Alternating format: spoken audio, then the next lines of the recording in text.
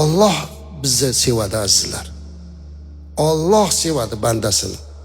Shu qadar sevadiki, biz tasavvur ham qila olmaymiz Allohning sevgisini. Allohning bandasiga bo'lgan sevgisini, rahmatini banda tasavvur ham qila olmaydi azizlar. Qiyomat qoyim bo'lganda bir gunohkor bandani Alloh olib chiqar ekan o'rtaga. Keling tasavvur qiling, shuni o'zimizni qo'yib ko'raylik. Qiyomat boshlandi.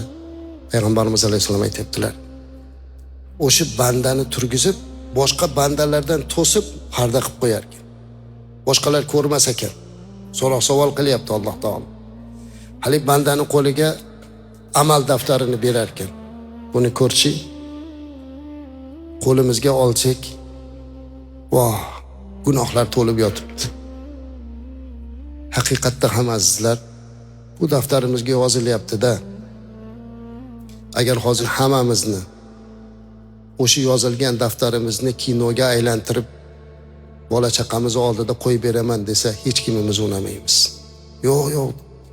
Ota-onani oldida qo'ymang, bolalarim oldida qo'ymang, odamlar oldida qo'ymang deymiz. Chunki o'zimiz va Alloh biladigan shu qadar gunohlarimiz borki, uni Alloh berkitib turibdi. Hammamiz bilamiz, shu narsalar hech kim bilmagan ham daftarda bor azizlar. Alloh o'sha daftarni qo'limizga berdi. Tasavvur qiling qiyomat.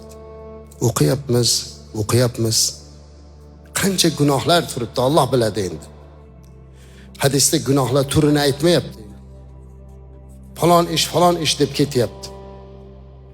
Alloh so'rar ekan bandasidan, shu falon ishlar seni ishingmi shu? Ha. Qo'lingdagi daftar, kitob senikimi der ekan bandaga Alloh taolo. Ha, Allohim meniki. Senga zulm qilinmabdimi? Ya'ni adolatsizlik yo'qmi? Sen qilmagan narsa yozilmaganmi deb so'rayapti. Yo Robbim, qilganman shu ishlarni hammasini. Endi men sizlarga Allohning rahmatini aytay. Alloh muhabbatini aytay, ko'zingizga yosh keladi azizlarim. Men o'zim 100 marta shuni o'qisam 100 marta yig'layman. Alloh aytar ekan: "Ya abdi, ey bandam, shu qilgan gunohlaringni u dunyoda odamlarga bildirganmanmi?" der ekan. "Yo Robbim, bildirmagansan." U dunyoda bildirmaganimni bu dunyoda ham bildirmayman bandam der ekan. Subhanalloh. Mana bu muhabbat emasmi sizlar? Bunaqa rahmat. Biz hozir boshqalarning gunohini bildirish bilan oboramiz. Bir odam, bir birodarimiz gunoh qilib qo'ysa, qo'y endi shuni banda ekan, bilmasdan xato qilibdi demaymizda, internetga qo'yamiz. Hamma bilish kerak. Endi banda xato qilar ekanda. Rasulimiz alayhisalom odam bolasi borki xatokor dedilar, u xato qilamizda.